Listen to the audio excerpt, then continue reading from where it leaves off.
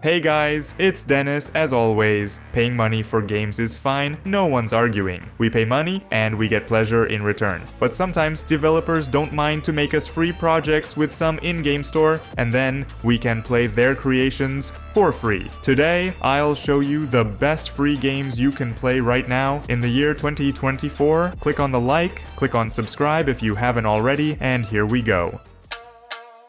Do you miss adrenaline and dynamic gameplay? The perfect place to get it all? Good old Crossout. Tense battles, dozens of different vehicles, and hundreds of parts for their customization are waiting for you.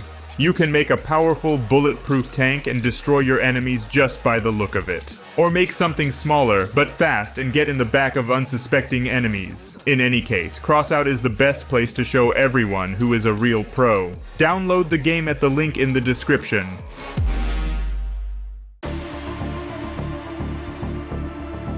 We should definitely start with something that hasn't gotten old yet. This is The Finals. The game itself is something new in the shooter genre. It is not a battle royale and not a simple mindless deathmatch, although it was added as a temporary event, by the way. But the main task here is to earn money. According to the story, we are in a computer game, where our Persian main quest is to earn as much money as possible. The main mode is 2, where you carry coins and where you capture points with riches. And here for these points is the most basic fight, and add 3 character classes, tons of weapons, grenades, and various gimmicks, and full destructibility of all objects on the map, except for the ground, and you will get a mountain of high.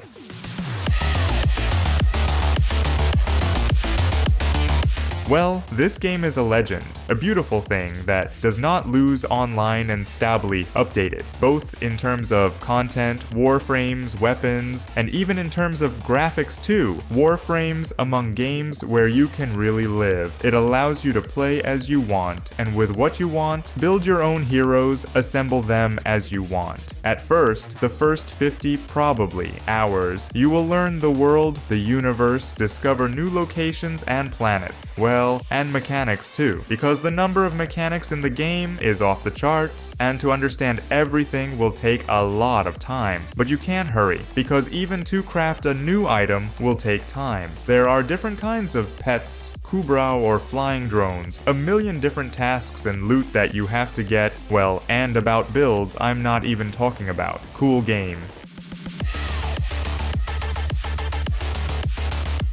I think we can dilute the top with something not standard, especially since there is such a thing. Century Age of Ashes, the only surviving and quite not bad game about dragons and riders. The game where originally you had to fight them in deathmatch, and now, with the release of various new updates, there are even banal dragon races, which by the way looks quite cool. Graphics, flight mechanics, and battles at a fairly high level. The main quest is to steal gold by killing your rivals. Well, or without gold, just kill them, looking at the mode in which you are thrown. The game has quite a few classes with their own features and abilities. You can choose any dragon to your taste, of course, if there is money or time for grinding game currency. In general, it's good, and the main thing is epic.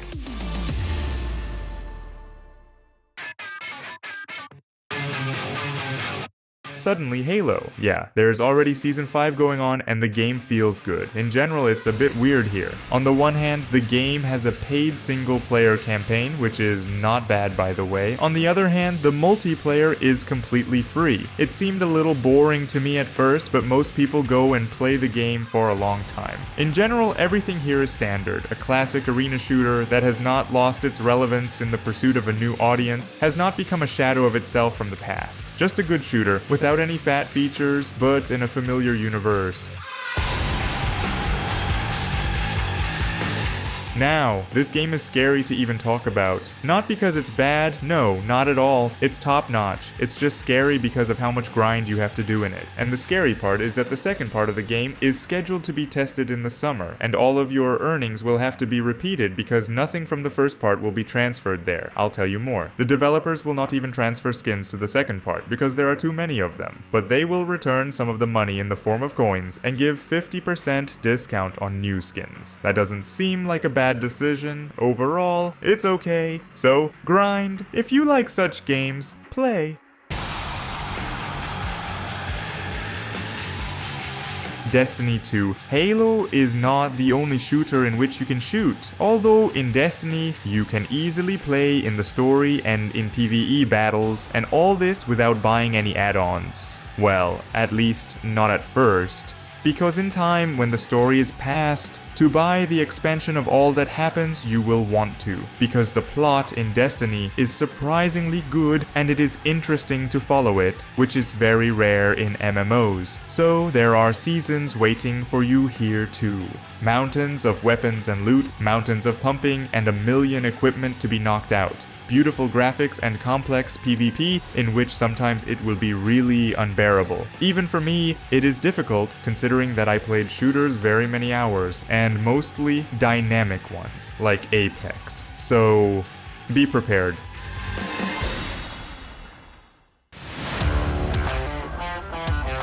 If shooters are not for you, let's take a break from them. All the more so because there are slow-paced but just as exciting games. Especially, you can feel it in Albion when all your goods will try to repel some other workers who came out to hunt for traitors. The game itself is a sandbox MMORPG. It is in principle very easy, but at the same time very complex. Here you can develop without donation, and this is a very good plus. It does not decide how much you have pumped your account or how much money you have on your balance. It decides only skill, and as banal as it sounds, ping.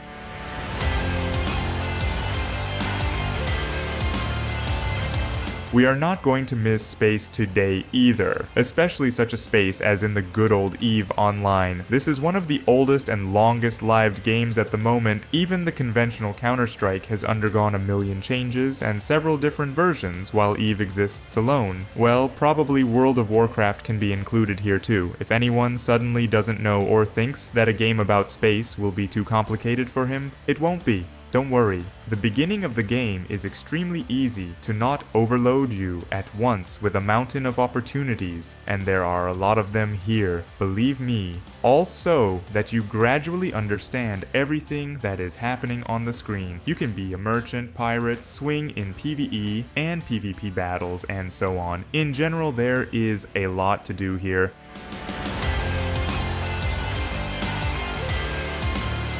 And this is Naraka, and it's a very strange game. On the one hand, it's just a battle royale, which is not that super fat popular with us, but the Chinese on the European servers sit somehow too much with pleasure, and online, in 100, with more than 1,000 people, stable, it looks too tough. Although gameplay in general primitive, well, or rather standard for the genre, you choose a character, drop them on a location with a mountain of other players or bots, if you are at the very start, and fight until there is only one survivor. From the cool features, the fact that the characters in the game are different, they are pumped up, skins on them gorgeous, so that in general to Titan it really can.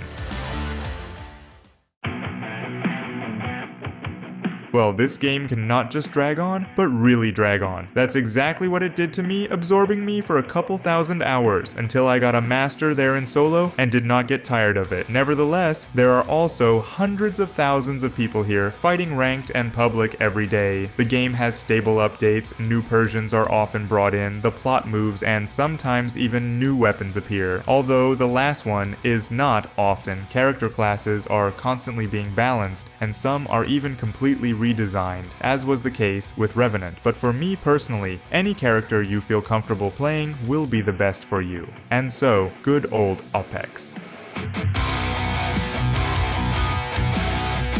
And here is something unusual, MMORPG in the world of the Soviet post-apocalypse, in the area of the exclusion zone, and also with graphics as in Minecraft. Surprisingly, this game, for me personally, was a real discovery of last year, although it came out at the end of 2022. In general, the game is for those who want co-op and stalker. That's basically all there is to say about this game. It's done well, the only point is death. You will die here just constantly, while grind, while doing quests, or even while just going somewhere. The whole point is that the locale area is completely free for PvP, except for some locations, and the players in these games are rarely very friendly, so you